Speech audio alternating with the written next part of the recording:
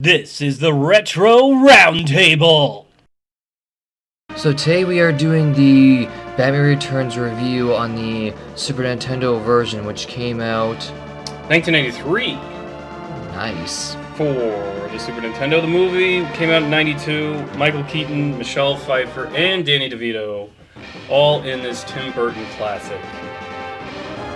This game starts off with Batman racing to save Gotham City once again. It's winter, and the circus is in town, unfortunately, with cannons, Uzis, and fire-throwing people. Right.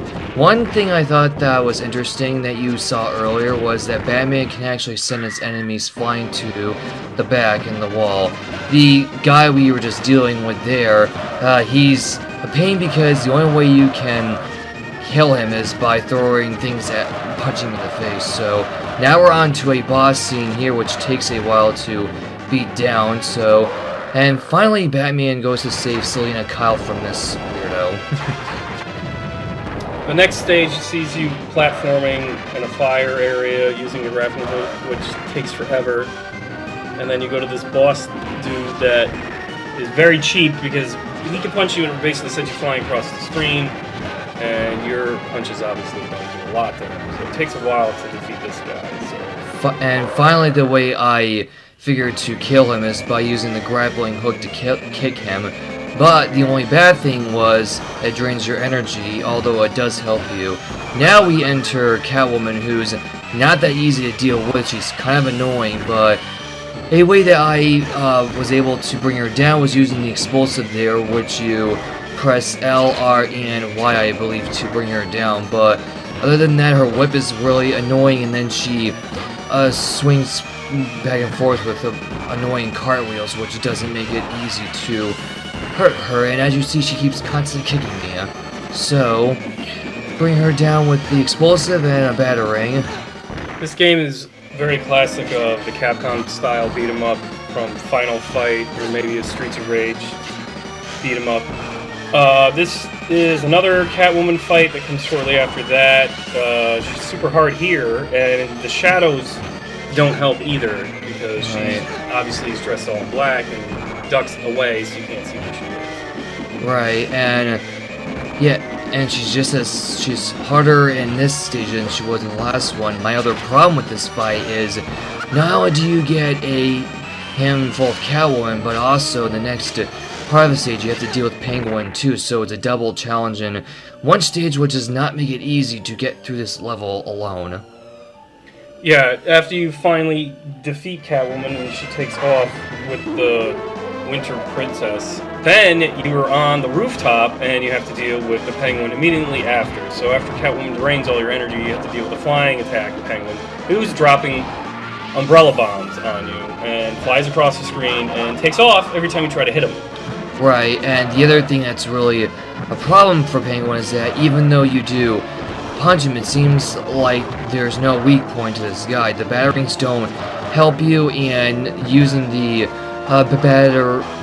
grappling kick thing, which doesn't help you here because he's flying left and right on the screen. So again, you have to use the explosive to bring him down, to bring down his energy and all that, and then it can get you so much to the point where you wind up losing a life because of Penguin, who's one of the biggest pain in the ass bosses in the game. The crazy part is that he's such a large character. Like, Catwoman is obviously made smaller, thinner, whereas the Penguin's made larger, so he takes up a lot of the screen, but he's still very difficult to try to hit because he flies in and out sporadically. His pattern across the screen is kind of difficult, but eventually you get through that. And then you move on to the driving stage with this van that actually probably is the easiest boss in the entire game. Exactly, because even though it may take a while to beat this guy down, it's really not as bad as all the other bosses in the game. So the Batmobile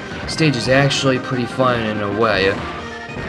Now on to the next part with this guy, which he's the organ grinder with the jumping monkey in the background. Yes, he's difficult because, as you see, he has a white bar, which is like the only boss in the whole game before you fight Penguin again.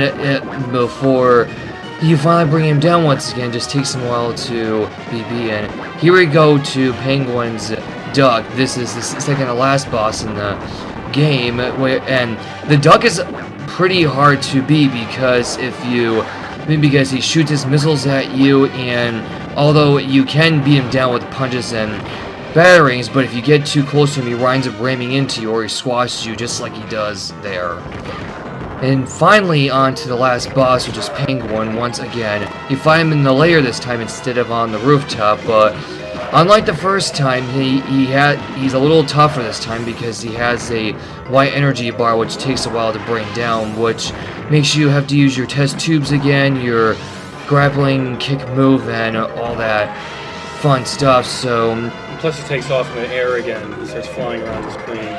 He also does this weird jumping thing that's pretty odd since he's such a large guy that he can just hop across the screen. Eventually, you sock him in the face, and then it's game over. This game is presented by Konami, made by people who know really good games, along with the Capcom people.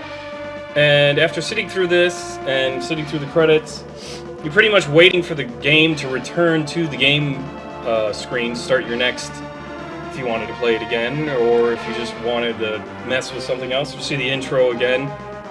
So I think many people would be surprised that when they get to this point, that the game designers decided to have fun or just try to make you play it again. I don't understand why this was there. And here's one of my biggest pet peeves about the ending here. All you get smacked with is a challenge hard mode, but it never fades out, which caused you to hit the power button, unfortunately. And that's our game review. For the Retro Roundtable, I'm Akuma632. And I'm PunisherBK. And we're going to leave you with saying, if you're going to play some games, play some retro games.